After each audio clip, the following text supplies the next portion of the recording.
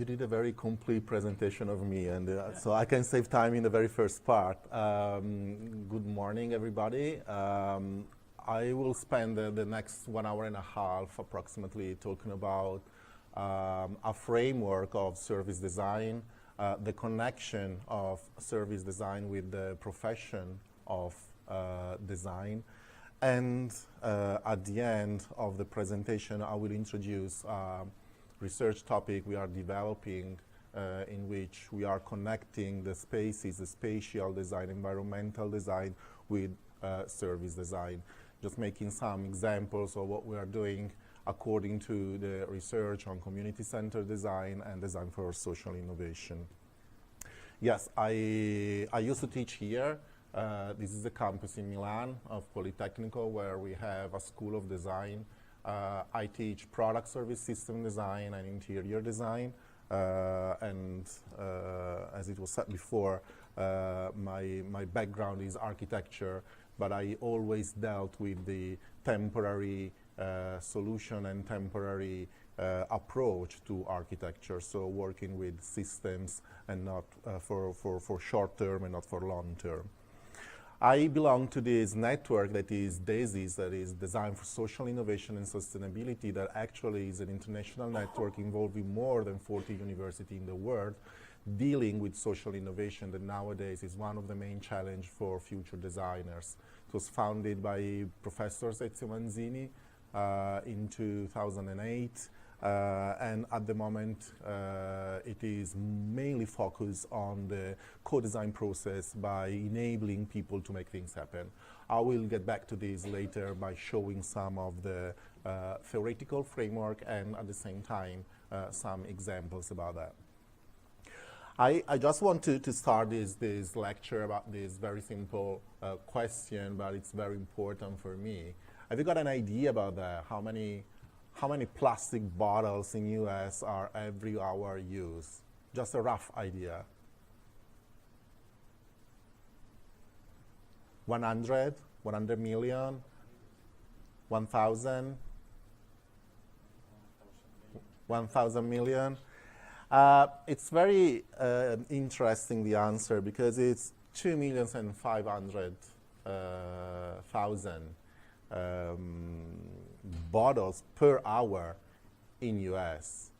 This is a picture, it's an artist, it's Chris Jordan, trying to visualize this ocean of plastics that every hour is consumed only in US. Can you imagine? Each of us is producing something like 30 kilos of plastic waste every year. This is the data, it's 10 years ago, but it's pretty similar to now, based on the Italian consuming.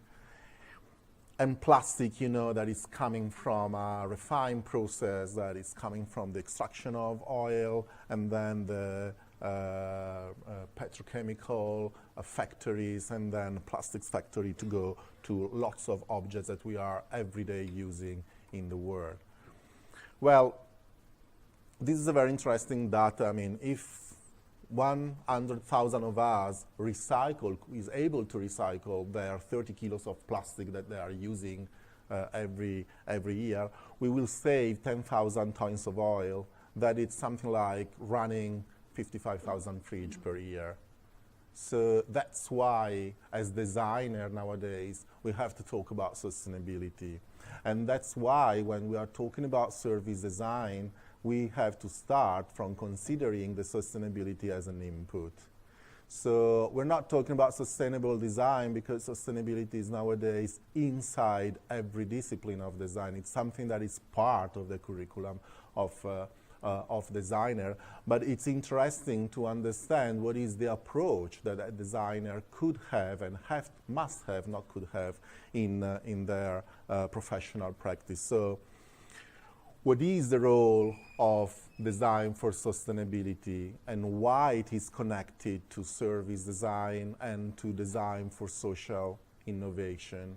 Well, in 2004, there was a study made by Carlo Vezzoli, that is one of the associate professors in our university, that tried to list four main guidelines for designer when they are dealing with sustainability. Meaning that a designer has to be able to limit the damage. So limit the pollution, limit the impact of what they are producing in the everyday life. A designer has to be able to work on processes more than products, able to understand how a product is created, but able to manage the process itself as a means of prevention of pollution, prevention of waste, and prevention of misbehaved use of the output. Then Carlo said that there is a shift from products to service, and it's something that I will try to explain even today. So a shift from a very classical approach of being designers, so producing objects or producing hardware, a desk, a chair, or whatever, it's something that we can touch, to something that is untouchable maybe, but visible at the same time, that is a service. So that intangible part of design that is dealing more with software than hardware. And then the fourth, that is very interesting, is this developing of new way of consuming. So we are in an age in which we are talking about sharing economy, and the sharing economy is strictly connected to this new way of consuming products or having new habits. So I used to give this example. I mean, we are using these plastic bottles, 2,500,000 in 1 hour in US. But little by little, and especially in some countries, I've just spent 3 years in China teaching there, and most of the Chinese students are not more using the plastic bottle, but are using a container. So one only bottle to be refilled. What does it mean? It means that there is a more awareness about the consuming of plastic, because you're not using 10 bottles to drink the same quantity of water, but you're using only one bottle to be refilled and avoid the pollution in the environment. So from a classical way to get water in a bottle to a more sustainable one by using a refill one, so from a series of products to one product, and then from a product to a service. This is an example of Milan approach to the consuming of water for people. So they let designer to design this object that is called the House of Water, in which every single citizen could go there with their tanks or with their big bottles to be refilled with this filtered water or sparkling water for free. It's a service. It's something that is useful for people. At the same time, it's something that is saving some materials and consuming of materials and products. No more plastic bottle, but just one tank to be refilled. So again, new way of consuming what I was talking about before, limiting the damage, working more on processes than on the product itself. Trying to innovate somehow the way of we are living every day with some innovative things. At the same time, when we are talking about sustainability, we have to be aware of some of classical mistakes that we are doing. This is a very interesting product. It's a chair made by cardboard, and you can buy it in a very flat packaging, and then you can build it up by your own. So it's a do-it-yourself kit. You can bring it at home, and you can buy and you can build your chair. Do you think it's a low-impact product? Is that a low-impact product? So it's something that could be considered sustainable.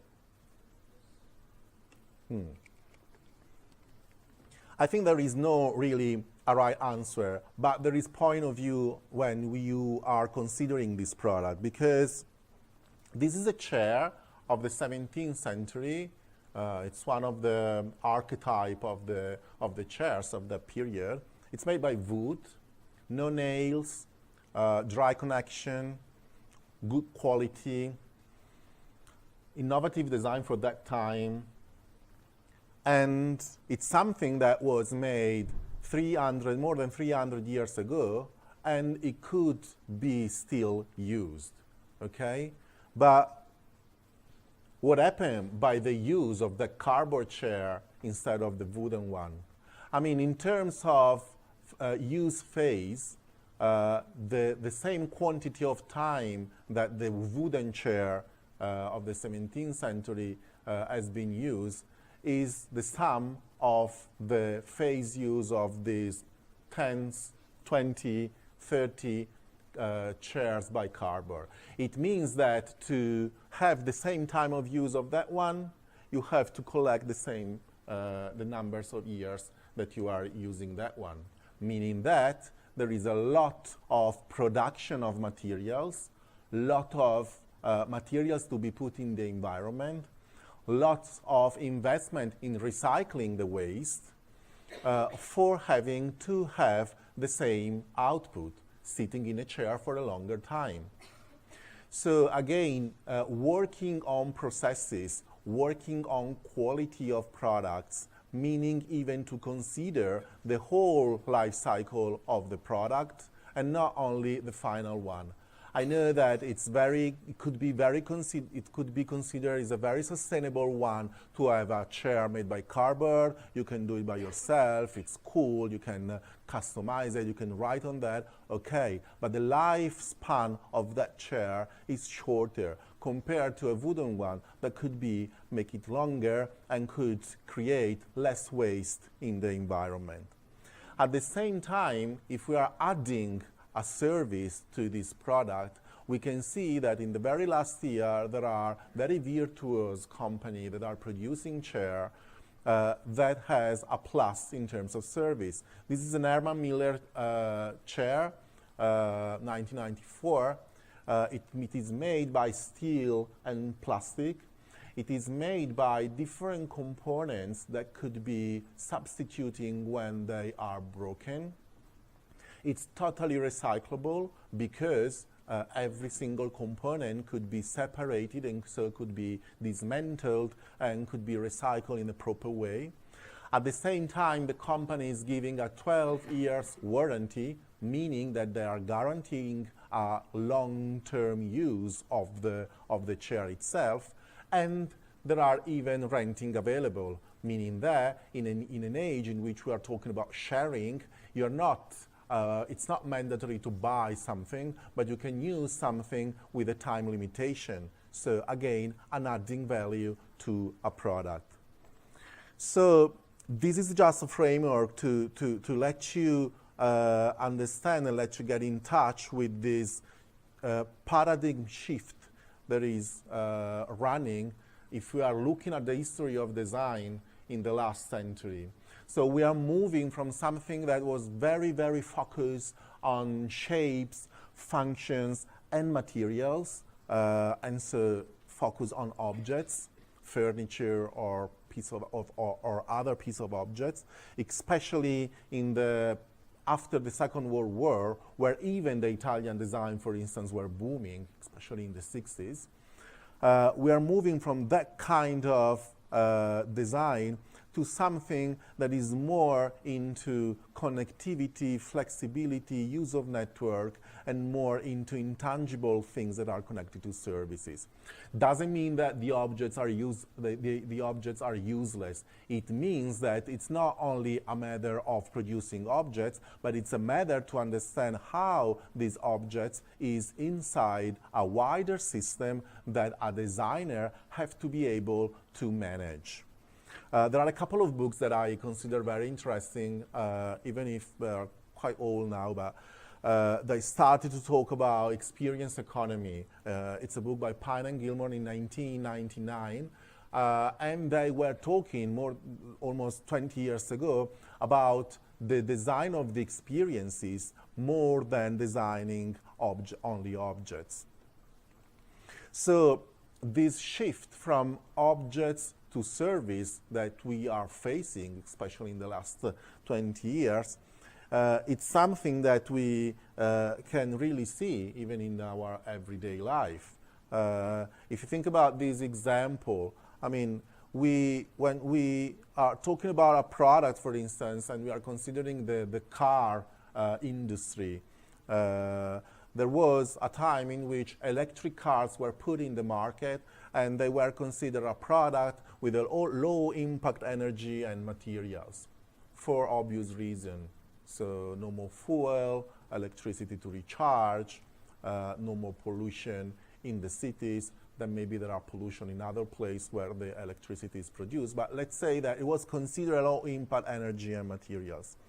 Then there was some municipalities that consider these electric cars or vans to be put into the public transportation.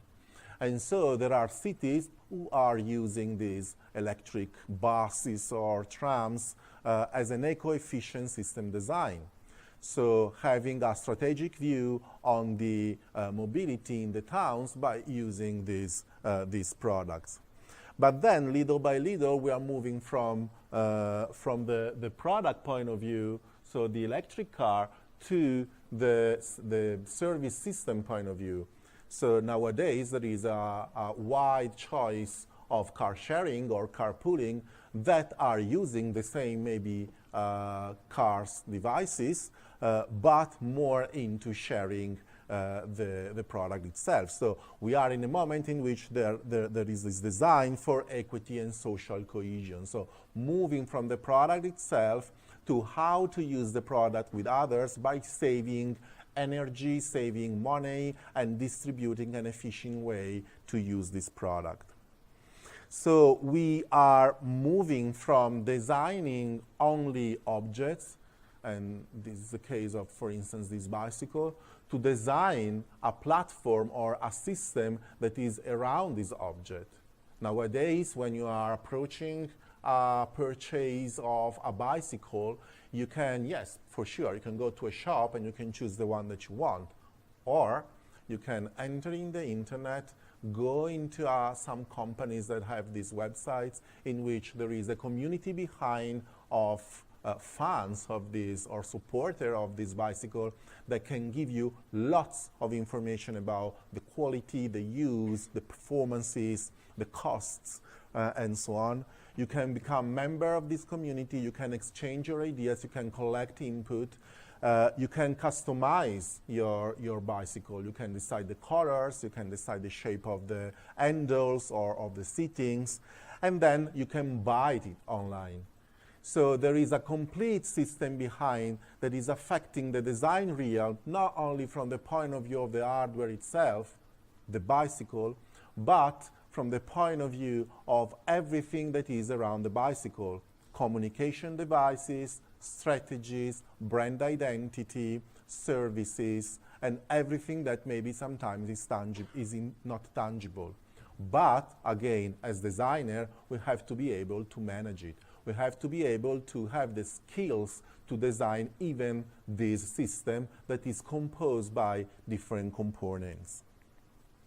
So there is an interesting paper written by Joko Muratowski.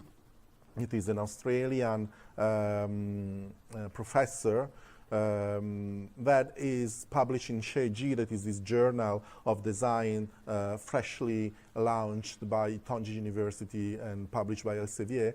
And Muratowski says that the design today is no longer designing objects, visuals, or spaces, but it's something that is more and more into system, strategies, and experiences. Again, I'm not telling that it's useless to design product, but when designing products or when designing spaces, we have to be able to manage the whole system. We have to be able to think for strategies, and we have to be able to figure out some scenarios for experience of the final user.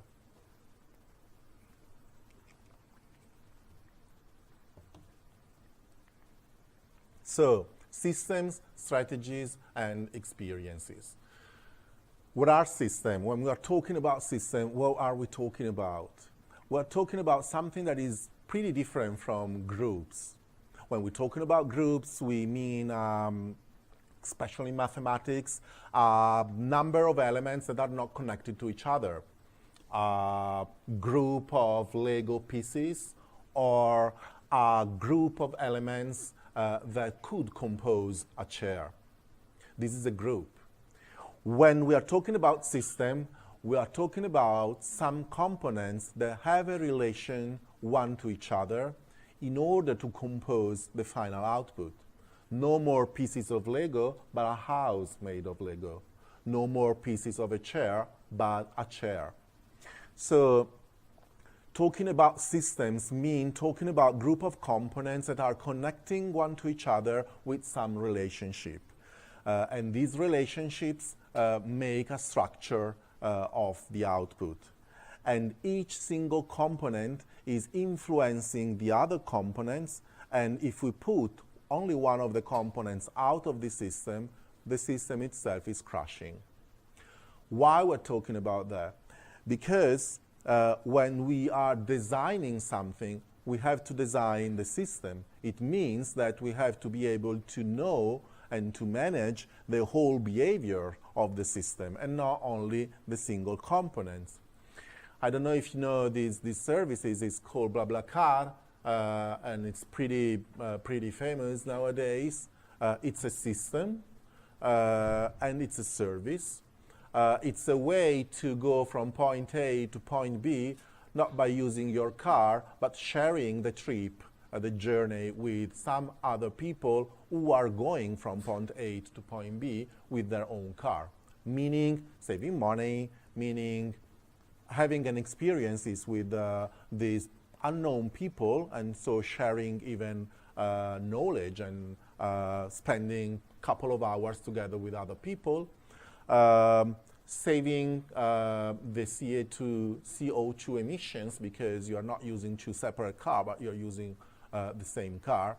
Think about that more than 70% of the cars that are around the cities are run by one single people, meaning that even if the car is for 5 seats, most of them, there are only 1 seat out of 5 that is occupying.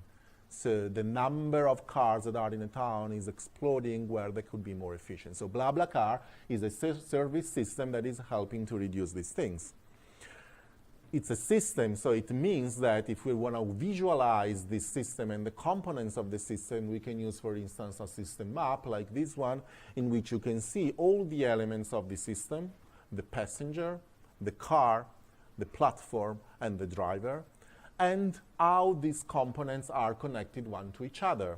So the passenger through the app is contacting the driver through the app is publishing their availability of the journey, and then there is a deal through the app of the cost of the trip.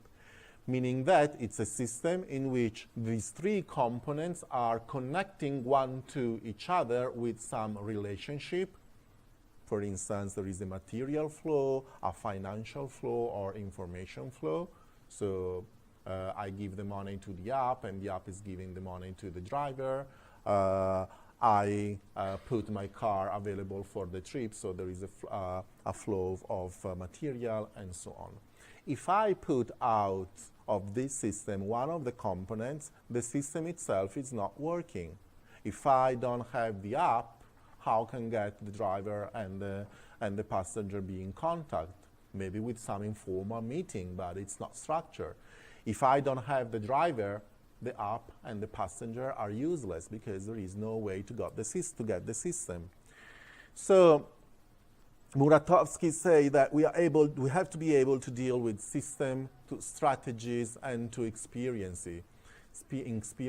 So system are the one I told before. Strategies We're talking about strategies when we are dealing with what we can call product service system. So something that integrates the product itself, the service, the communication strategies, and other kind of stuff. I will get back to this later. And we are able in the strategic design to deal with the big picture. So to deal with the systemic challenges that are affecting the contemporary society. Strategic design meaning to design strategies that are able to redefine how the problems are approached. So it's not only a matter of finding out solutions, but it's understanding how to approach the problem itself. For instance, this is a Milan car mobility, especially in the 90s, that was very famous to be a very, very crowded town with lots of cars around, lots of traffic and pollution.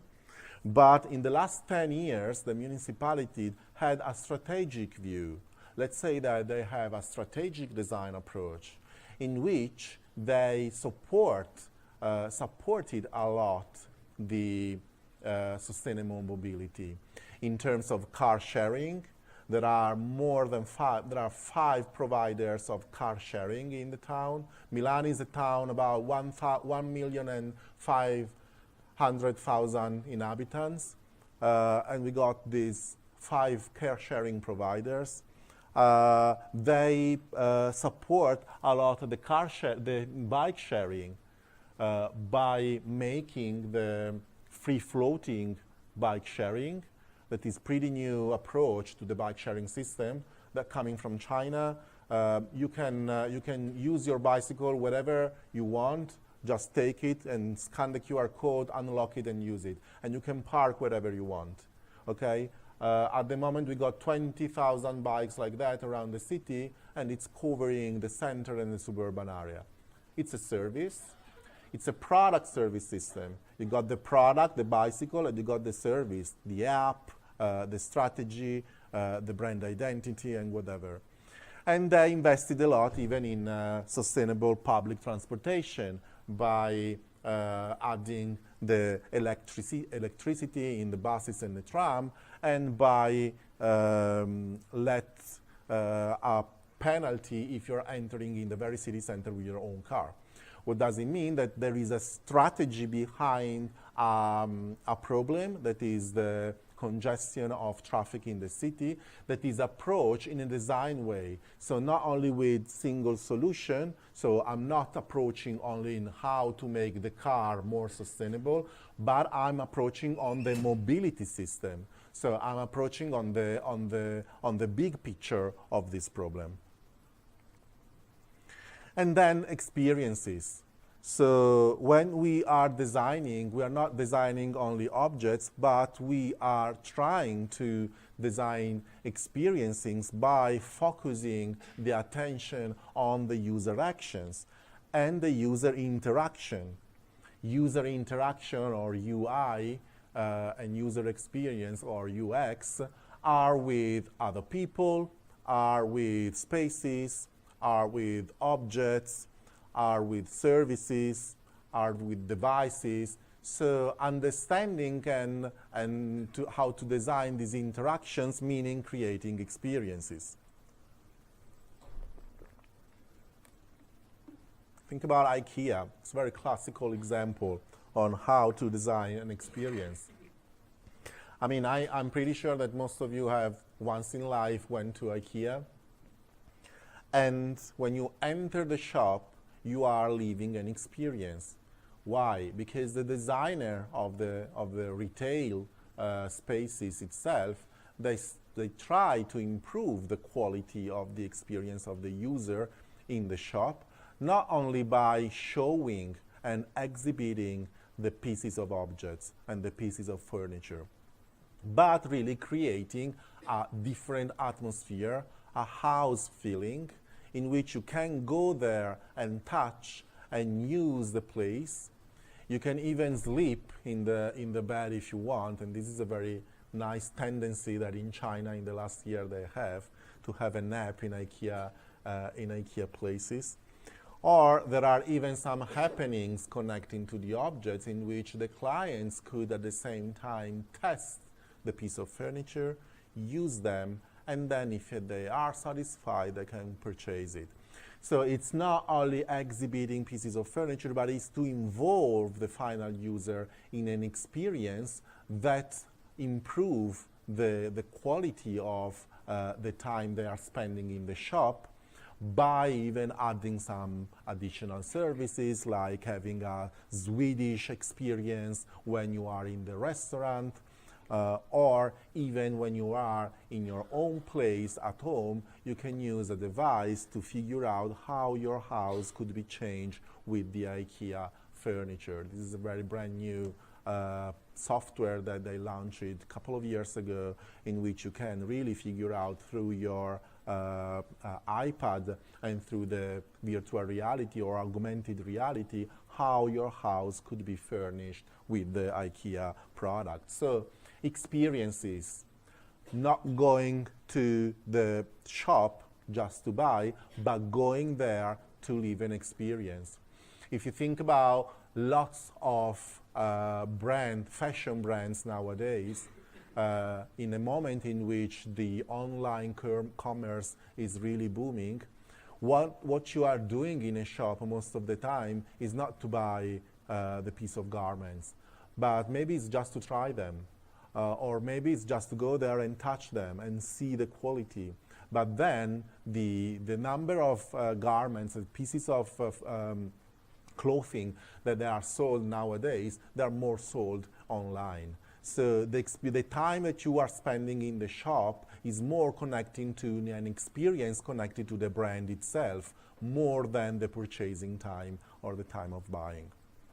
So when we are talking about design, again, we are not talking only about physical and tangible part, but even according to ICSID, that is one of the most representative council and societies of industrial design in the world, they, in their definition that they did almost 10 years ago, they told that the design activity is connected to creativity first, and the aims of that is to design various qualities, not only of objects, but even on processes and services, and to be able to understand and design the system in the whole life cycle.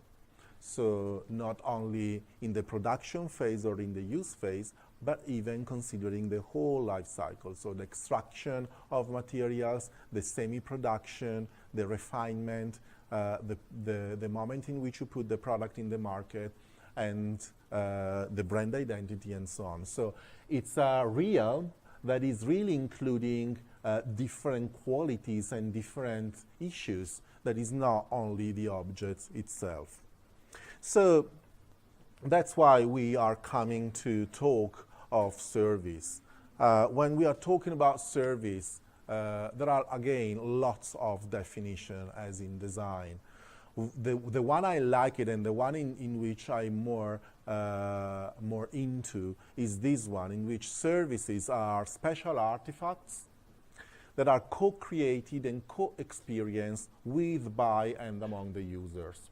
There is an interesting book published in 2011 called Design for Services by Anna Meroni and Daniela Sangiorgi that are really trying to define this discipline that is really booming in the last years.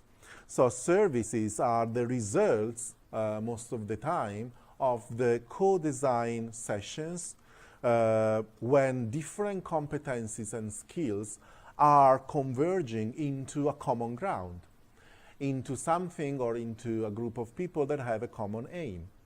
Co-designing, meaning that the time of being an archistar or a design star is pretty ended.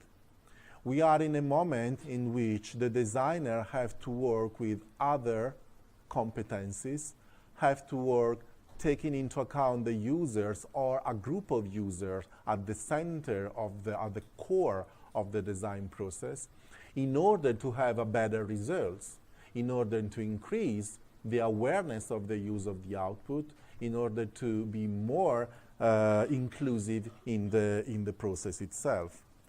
When we're talking about services, we need to understand that the impact that these services have affect the behaviors of the people and in the lifestyle more than the product itself.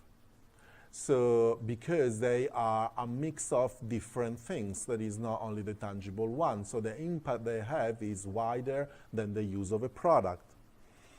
Services most of the time cannot really be seen, felt, or tasted or touched in the same way in which the goods, the objects, can be sensed.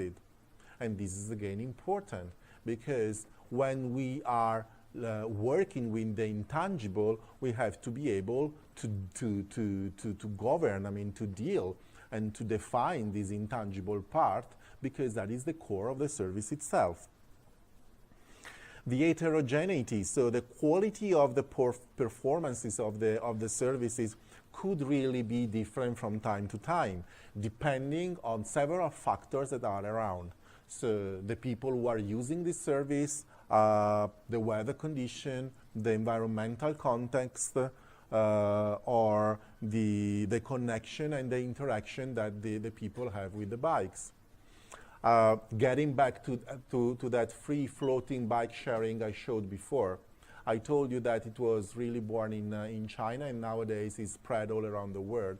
What is happening in China is that since the environment there was more into using cars than bicycle, in a society in which bicycle was really at the core of their cultural. I mean, if you think about Chinese in the 70s or in the 60s, you think about this mass of people who are using bicycle. Then it happens that most of them became fastly rich, and to go from point A to point B, even if the distance is 100 meters, and by using their van or their big car, is a kind of status, social status, in which you can show that you are rich. Nowadays, to use this kind of bicycle has become a kind of tendency or to be fashion, because you are approaching in a kind of Western way and be more cultural, close into the Western culture by, again, using bicycle. So the way in which the environment is affecting the use of the service is really depending, in this case, on the culture of the people that are using that service.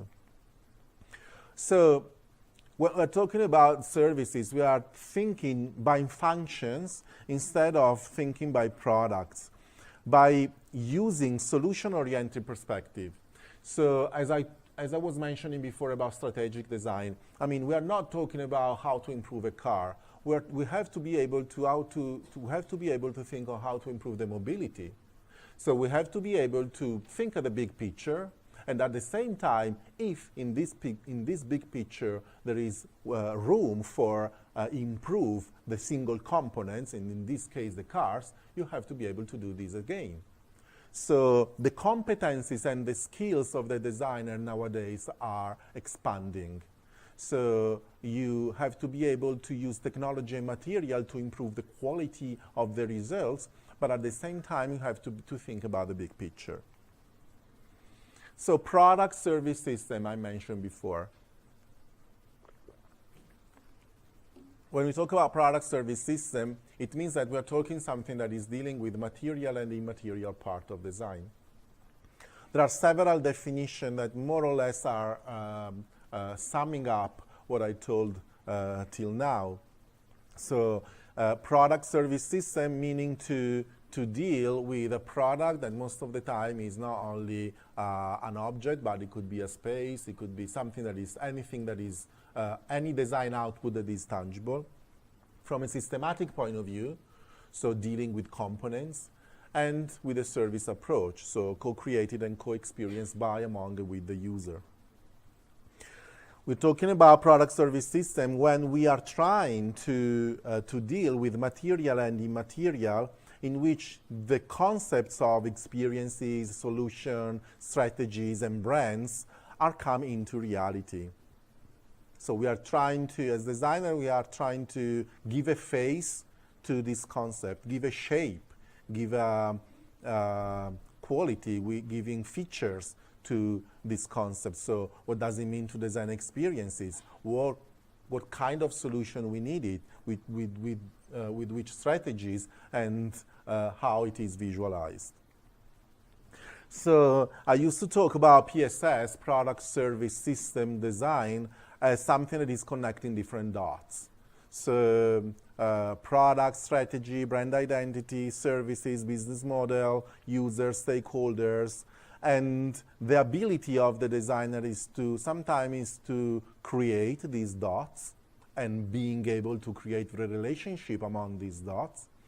But sometimes the ability is to understand that these dots maybe are yet existing, and we have to be able to see the potentialities and building relationship among these dots. So the skill to understand the system and understand how the components of the system could be connecting one to each other. PSS, car sharing, car to go. I mean, this is a PSS. Why? Because we have the product, the tangible part, the car. This is a smart, it's a special smart, has been customized for this service, have some specific features, and you can easily see. I mean, they can be easily identified as part, as belonging to a system of car sharing because of the colors, because of the logo, because of some devices that are on the front glass that inform you about the availability of the car. And so there is a strategy behind, so improve the mobility. There is the skill of design a product. There are some management issues, so understanding if these kind of strategies could be successful, so a little bit of business modeling. A good input about visualization, visual communication, so understanding the brand identity. And the interaction, user to objects, because you have to understand how to get in touch with the car. So there is an app on your mobile phone, you can find your car, you can rent it, and then you can go there, and through a code, you can open the car. It's a user interface. Who did it? A designer. So the user interface, the user interaction, and the experience that the customer is having towards this system is part of the same game, let's say, of the same system. Or again, another example is Moleskine. Moleskine is an Italian brand about notebook.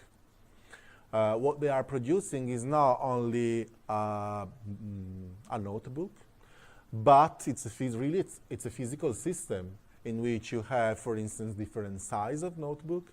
You have some devices, for instance, some special pencil for that. You have different objects to customize.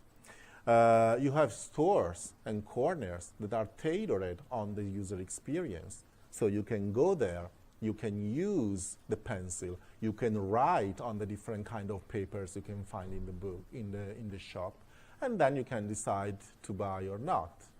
There is even a virtual world in which you can connect your notebook that is tangible to something that is not tangible, that is online. So there is a way in which you can transfer all of your data that you have on your physical notebook to an online one. And so to enter a world again of sharing or a world of connecting with other users, because once you are online, you can get in contact with other users that are doing the same thing, for instance. So again, creating a community behind. So it's a physical and it's a virtual system in which the designer is able to deal with the notebook itself, size, colors, texture, kind of paper, way of binding the, and then the designer is able to create the stores, the touch point in which these things are sold, or even to design the virtual platform connected to the internet. Or again, this is Camper. This is another example of a product service system.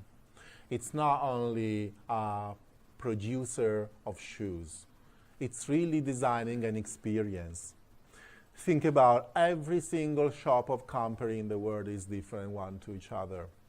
So every time you are entering a Camper shop in the world, you are living a different experience that is dealing with the approach that the single designer had with the space itself. At the same time, there is a very good attention towards the customer satisfaction. So there is an online system that allows you to customize your product or to get information and advices on how to maintain them with some other additional products. Or you have all the brand identity that let this brand to be very recognizable. The use of the logo in some additional objects like the bags for your purchasing or other devices. So it's something that is including the interiors, the products, the services, and the communication itself. So I try to introduce the systematic approach to design by giving you a framework on how to be a designer nowadays, meaning to deal with experiences, strategies, and systems.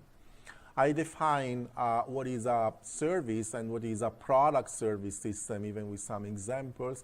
And now I'm trying to focus on the connection in between spaces and services by even giving some examples of some projects that we did.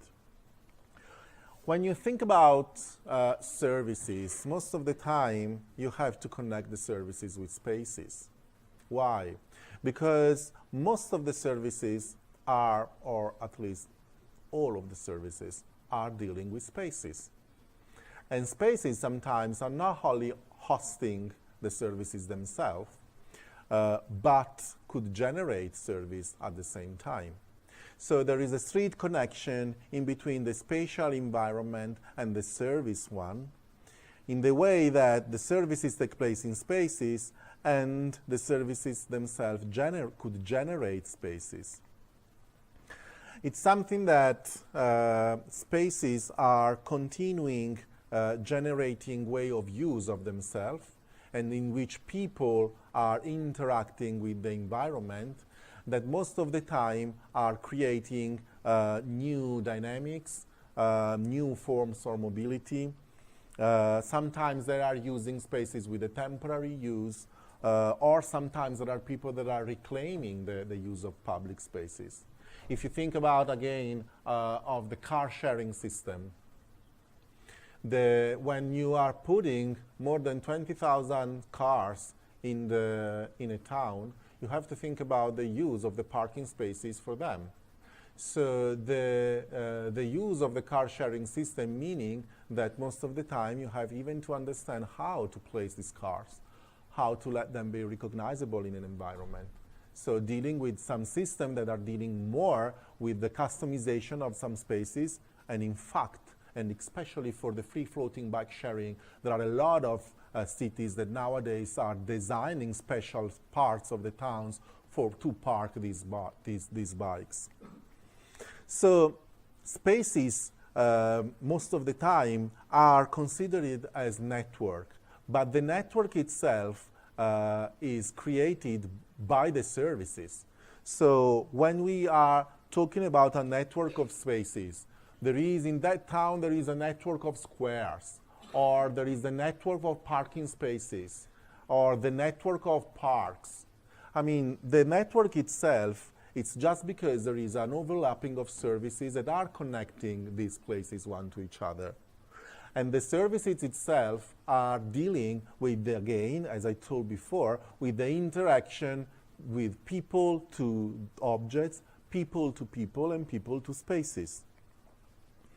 So the service are considered as a hybrid artifacts made of places, system of communication, interaction, human beings, and human organization. And when these interactions are happening in the contemporary space, we have to understand and we have to take into account that these spaces are slightly changing nowadays. So there is a higher involvement and proactive involvement of people in the public space nowadays, in which there are these social changing that we can easily, that can be easily visible at the time. So there are, as I told before, new forms of mobility, meaning new design of new spaces for these new forms of mobility. There are sometimes even unexpected workplaces. This is just an example of a bizarre mobile design agency. But if you think about, for instance, of the booming of the food delivery system, in which Deliveroo, Foodora, Uber Eats, Just Eat, or all of these providers are creating mobile workplaces for those guys who are carrying with them their work with a bicycle. So they have these big bags in which there is food that can be delivered. Their workplace is that one. So the contemporary spaces are really changing. Unexpected meeting areas. There is this threshold, sometimes these boundaries in between the private space and the public space that is very, very interesting. This is a picture that I took in China, in Beijing, in which the use of these boundaries in between the private home and the street, it's something that in their culture is used to get in contact with other people.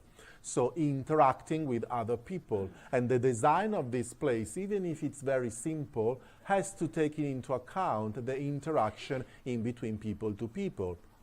Chairs, a table, a facade, and interaction to be safe with the street traffic. There is even unexpected ways to create relationship. This is an example that it was taken in Ghent, in Belgium, that for more than 2 months, there was 16 streets in the town that were transformed into collectively created spaces to do something together. A breakfast together, or co-working places in the street, by really designing very simple solution to equip the public space with some devices, tables, chairs, rest areas, hospitable places, to change the use of the place in a temporary way, but that can create a long-term use or a long-term strategy to let the people be in contact one to each other. Unexpected forms of interactions. These are a couple of my students that 2 years ago were living in their Lilong.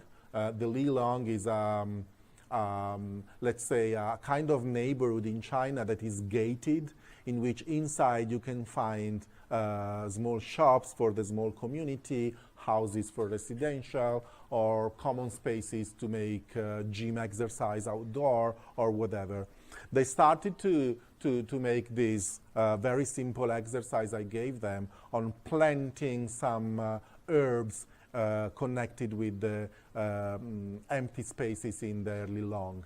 And little by little, people who were living there, they were interacting with them. So they approached them in a language that was neither Chinese nor English, but there was the language of design. So they were the Chinese one that were not able to speak English, and the girls here that were not really able to speak Chinese. They were collaborating together to make this very simple and temporary bag for herbs by mutual aid by these people. So they started to collaborate, and they make a kind of small action of beautification of the neighborhood together with the other people. So unexpected forms of interaction that sometimes are starting by a small activation of some actions. Or sometimes the way in which we are able as designers to figure out scenarios. Prostorods is a collective of designers and architects based in Ljubljana in Slovenia, and they used to make this temporary exhibition in the towns by giving new use of existing places. For instance, here in Denmark, during the Aarhus Festival in 2011, they completely transformed a square into a beach. Can you imagine? I mean, being in Denmark and having a beach in the town. So it was totally unexpected, but at the same time feasible, and at the same time they create a hospitable place where people could meet and gather. Services connected to spaces. Or sometimes it's even a matter of visualization. So there are some actions in some places, this is just one of the examples, in Riga, in Latvia, in which they try to revitalize an abandoned neighborhood by adding some new functions in new shops and by giving a strong visual identity of this new shop in the neighborhood. Or again, there are a lot of other examples quite interesting, again, under the shelter of temporariness. For instance, there is this yearly event that is called Parking Days that is trying to trigger the creativity of people in using the parking spaces, that is 5 meters for 2.5 meters, by designing new solutions for that. And so there are very, very different ones that are temporary, again, but it's a kind of change of perspective.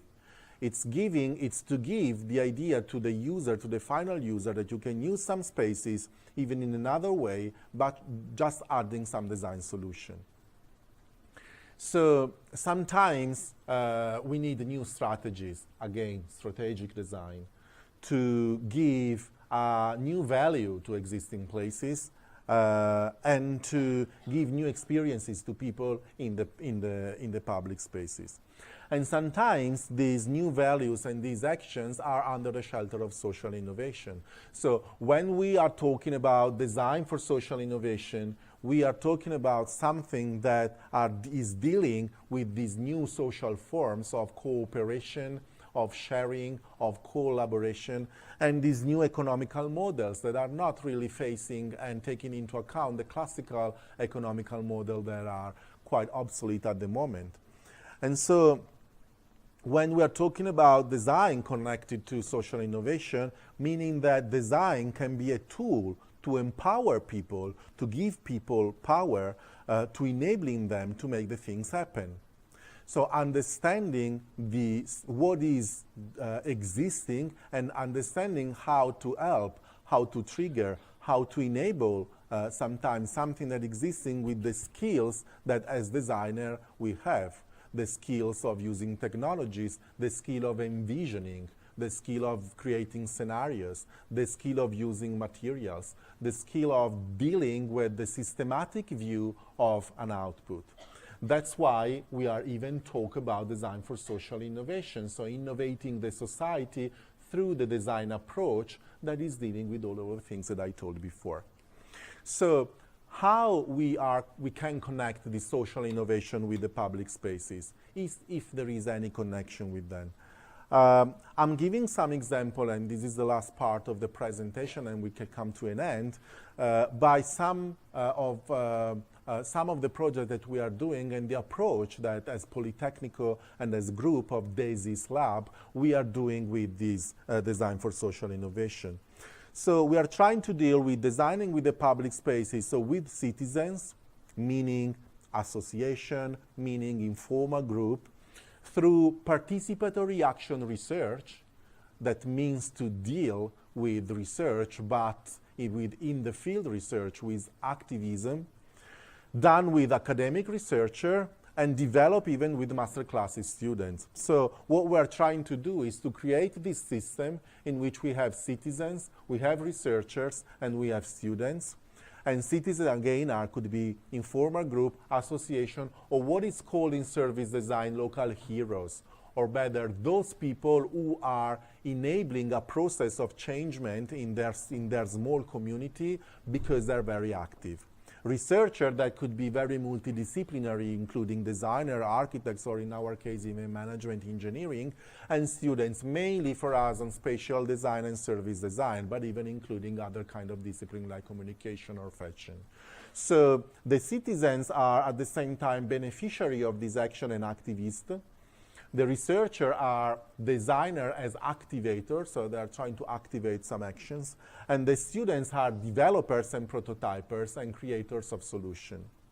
So there is the way in which we got the university that is very connected to the local community, and they're trying to improve the quality and the everyday life of the local communities. So there is this interactive model to link the academic research to the local communities, especially in those campuses that is, for instance, ours in Milan, that is very, very connected in terms of spaces and streets and gates with the neighborhood around.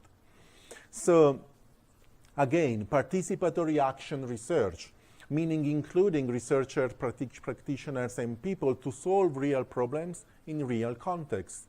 So trying more and more not to have students in the class to work on paper, but trying to put the students out of the class connected with the real people in real context, especially once you have done a basic knowledge of design, so third year of bachelor, first year of bachelor, or last year of master.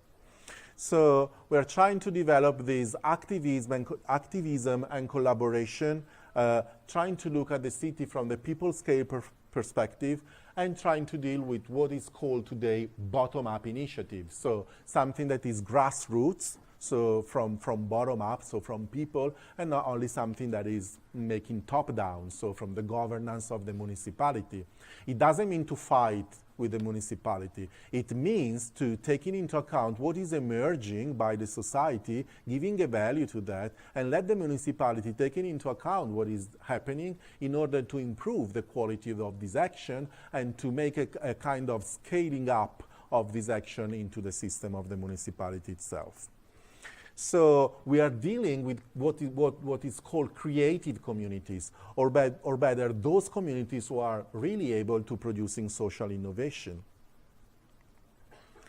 And we are involving the different approach that, as I told before, is including the system design, it's including participatory action research, it's including design thinking, even if design thinking was done not for the designer, but was developed for economists or management engineering or all of those professionals that are not dealing with design, to let them understand what is design.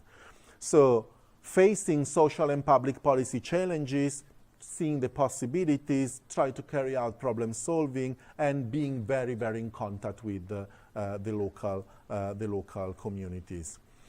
Design thinking, as I told you, was developed mainly by Tim Brown, or better codified by them, that is the founder of IDEO, that developed this school in Stanford University. And nowadays there are lots of open source toolkit to improve and to use the design thinking process. It is dealing with the human-centered design, or what we used to call community-centered design, and it's a possibility to understand better the needs of the people by improving their quality of life by using technologies and using business modeling, success in business modeling. So trigger the user to action, foster new forms of living and new identities, interlink people's needs, and having an active engagement and interaction with the people, kind of design activism. So try to use our skills and competencies to improve the quality of life.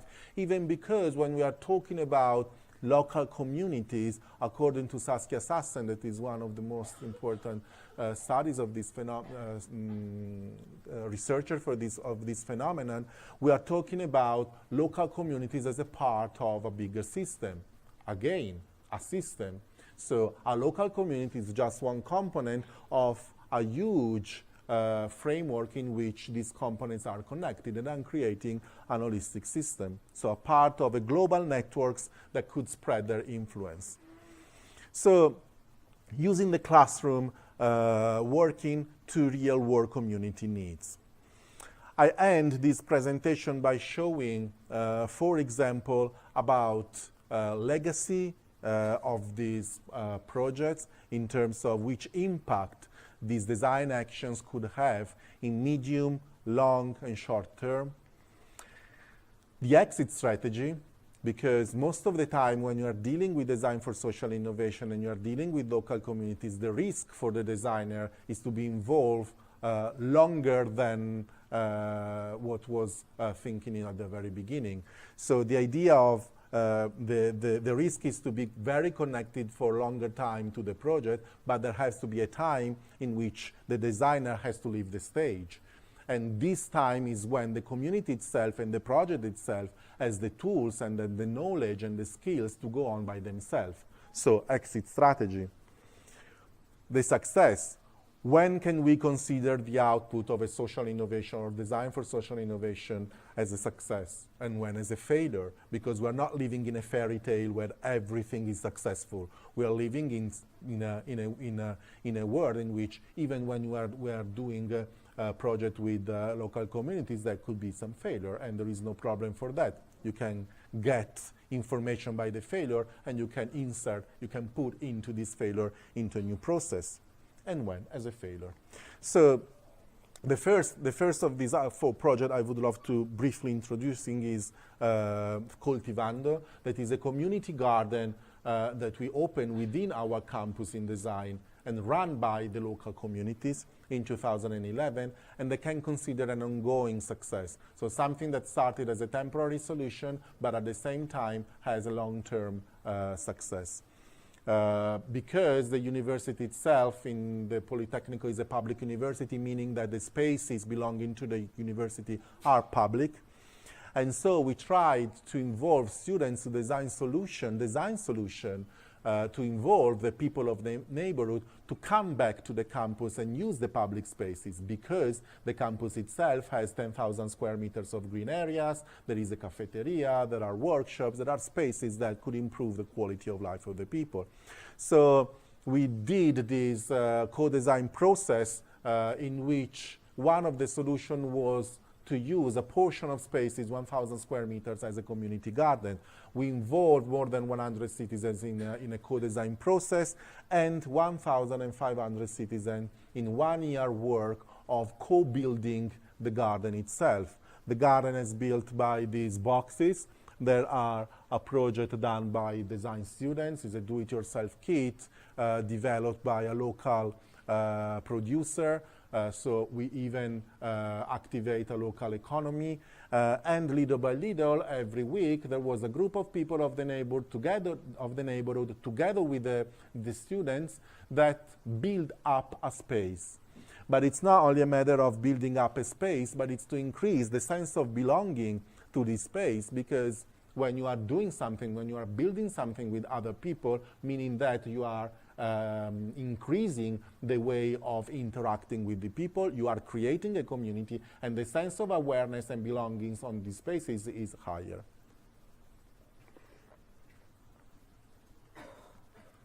So at the moment, it's a place that is self-managed by the neighborhood. There is a soft role of designers in which are dealing just with the communication part. It has become a landmark of the neighborhood itself. So a place that is recognized by the people of the neighborhood, in which they can come with their kids, they can spend time and they can work to produce vegetables, yes, fruits, okay, but to produce relationship. So to increase the relationship among the people themselves. Then there was another project that it was a kind of short-term success, but maybe a long-term failure. It is called La Piana. It's a 10,000 square meters square in front of a small theater in a suburban area of Milan. And it was a project that we did within a European call that is called Human Cities. And we work with more than 10 associations in the neighborhood to try to give a new identity to that empty area. It's this area, it's this one, it's a huge one, lots of social housing around, lots of problems of misbehavior of the place, lots of drugs people or drunk people at the, in the evening that are creating some problems with the neighborhood. And so we try to improve the quality of the space by involving the local citizens in finding out solution for the place. So there was kind of 60 students, 4 researchers, 5 months of work, and more than 200 citizens involved, starting with a co-briefing phase in which we try to figure out the brief of the intervention with the local actors. The inspiration phase, so dealing with the in-the-field research, so letting the students go in the neighborhood, understanding the needs of the people. The ideation phase, so trying to getting advantage of the information that they have during the inspiration, and in small group with the local citizens in trying to find out solution for the place. And the implementation phase that was dealing with experimenting and prototyping the solution. There was a fast prototyping event that put on place all the 10 solutions that the students developed with the association. Some of them were dealing with gaming, others were taking advantage of some structure of the plates, and so far and so on. And then there was this interaction to understand the level of and the quality of the solution. And then we invited all the partners of this research program, the Human Cities one that was a European one, to create a kind of big signal for this place, to create something that could make this place visible even from far. And so we did this one-day workshop with them in which we try with these pieces of canvas and with this iron net to draw the name La Piana in these 6 panels, to be put in a very high place, to be visible everywhere. So what happened? It was done, it's there, they give a name to the place, it is visible, successful, lots of people were involved, so a very short-term success. But it happened that the municipality decided to close the theater. That was the core activity of that place because of renovation. So there is a short-term closing time for renovation. That means that in these last 2 years, that things is still there, it's still working, but there are no activities there of the theater. So short-term success may be long-term failure. It means that we have to see what the municipality would love to do with the theater itself. Another example is this one, a short-term failure but a long-term success.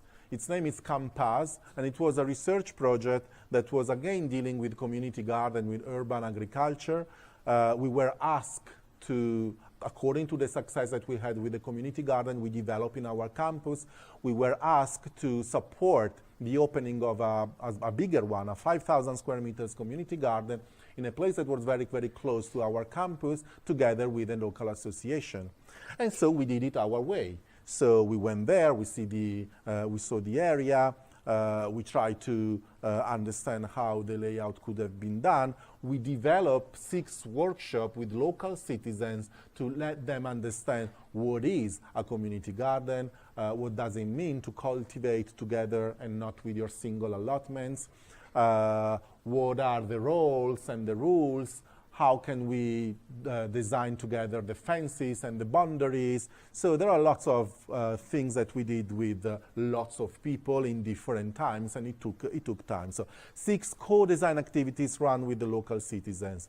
Very active participation, very involving design activities. This was a fence, the boundaries, the gates that we did with reuse plastic crates from the local temporary market that we took and recycled them into being this fence. So very involving design activities, a high number of participants, very different age. So really was a a very enthusiastic part, but nobody embraced the idea to have a community garden because they would have had their own single piece of soil to cultivate by their own.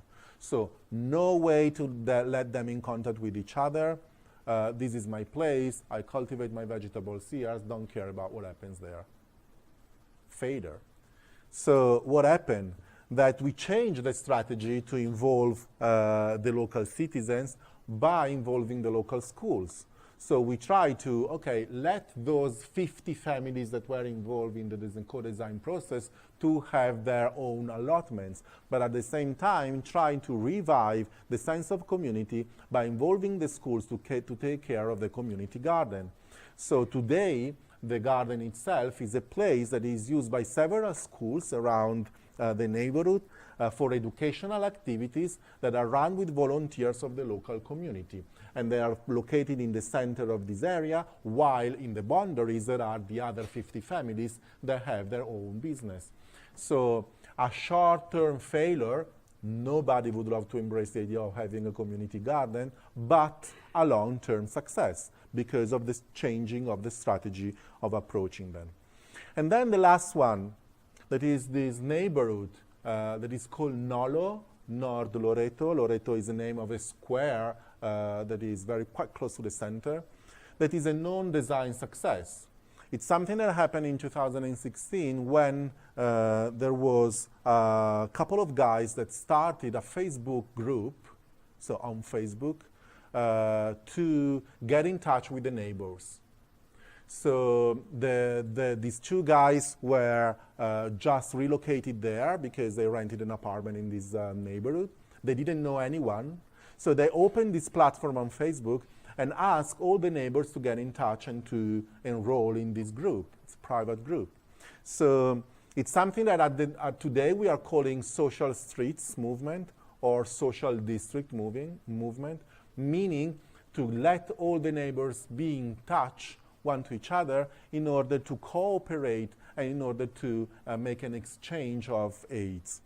So at the moment, the Nolo Social District, it's an online Facebook platform with more than 4,500 members out of 20,000 inhabitants of the neighborhood, so it's good average, that are not only doing online activities like what is the best restaurant here, could you suggest me where to go and repair my shelves or my kitchen, or what is the best doctor in the area or whatever, but with a lot of offline activities, meaning that the neighborhood are dealing, the neighbors are dealing with the public space and they are sharing skills and help. So there are action in the public spaces by these two, what we call in service design, local heroes. The two guys that opened this Facebook platform that at the very beginning was something with like 10, 20 members, but nowadays, after 1 year, it's 4,500. They started, for instance, this is Sarah, and she started to make with her flatmate to take a table outside the house, put the table on the sidewalk, and offer breakfast to the people who are walking on the street. So they started, there were only the two of them, and people were looking at them like they were crazy or something like bizarre. But then what happened, that week by week, there are lots of people that are coming, taking food with them, sharing food with others, getting in touch with others. Change of perspective. So using a public space as a mean of connection meaning knowing who is living very close to you. And knowing who is living very close to you, meaning creating network, meaning create a sense of safety, meaning to getting help by people who are a step across your border. So they're still doing lots of activities around the neighborhood. This is a meatballs contest that had in a misbehaved square. So they organize themselves and ask all the different ethnic groups to cook meatballs in their different kind of culture, food culture. And then they went there in a place in which people were really drugged or selling marijuana or drinking all the time, but they're occupying this place for a short term to let the people see that that place could be even used in another way. And so this is that activity. Or again, lots of other activities that they're saying. So a local effective network with a complex system of relationships and skill to make the actions in the neighbor successful. So in this case, there are no designers. But the creative communities I told before, the social innovation done by informal group, are emerging with some solution. And maybe the designer in this case could help them in adding quality maybe, or adding them to envisioning some solution, or just helping with the skills that they have. So to end, impact and conclusion. Every time we are dealing with the services in public spaces or we are dealing with social innovation solution, we are facing an increase of awareness. So a change in people's behavior in a specific context. So we are giving the space, the room, to see the things from another perspective. We can activate new synergies. So we can put people in contact, elderly people with the young one, skilled people or professionals with non-professionals or not employed. Trying to create and activate a new collaboration by putting the people in contact one to each other. We are moving, as I told you, to being product creators to process creators. So being able to deal with the process itself and not only with the product.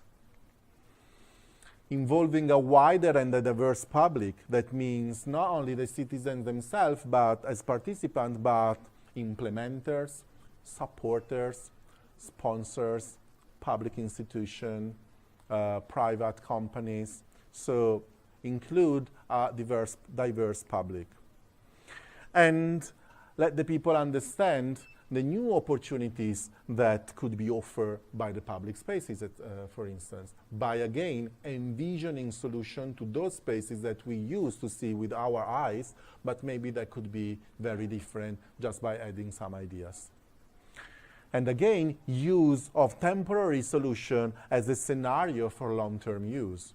So trying to prototype the results and put them in place in a temporary event or in very short term, but to give the idea on what this place could be in the long term in order to get more investment, in order to have more resources to improve the quality of the space itself. To conclude, there will be a big conference in June in Milan about service design and innovation. It is called ServDes. And then the topic of this conference is proof of concept. So after more than 20 years that we are talking about service design, it's time to understand if there is a proof of concept. So what is the state of the art of service design? What are the impact? What are the legacy of this service? It's at the end of June, it's open, and if you are interested, there are lots of materials in the website. Thank you.